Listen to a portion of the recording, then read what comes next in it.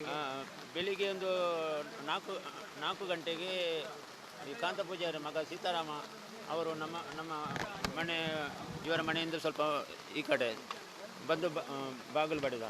ಏನಂತ ಕೇಳುವಾಗ ಎಲ್ಲ ಮನೆಗೆ ಗುಡ್ಡ ಬಿದ್ದಿದೆ, ಎಲ್ಲ ಜನರು ಒಳಗಿದ್ದಾರೆ, ಬರಲಿಕ್ಕೆ ಆಗೋದಿಲ್ಲ.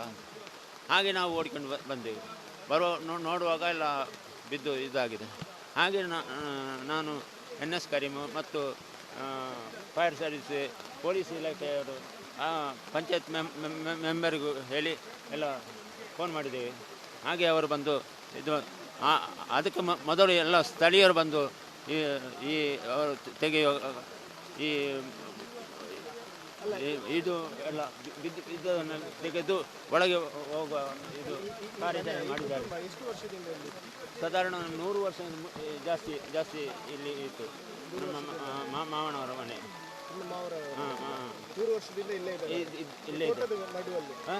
ತೋಟದ ನಡುವಲ್ಲಿ ಒಂದು ಅಂಚಿನ ಮನೆ ಇತ್ತು. ಅದಕ್ಕೆ ಒಂದು ಸೈಡ್ ಸ್ಲ್ಯಾಪನ್ನು ಸೇರಿಸಿದ್ದಾರೆ. ಮತ್ತು ಇಂಥದ್ದೇ ಮಳೆ ಒಂದು ಇಡೀ ಇಲ್ಲಿ 4 ಗದ್ದೆಯ ಮೇಲೆ ಇದು ನೆರೆ ಹೋಗಿದೆ. 50 ವರ್ಷಕ್ಕಿಂತ ಮೊದಲು ಆ ಥರ ಇತ್ತು. ಅದೇ ಥರ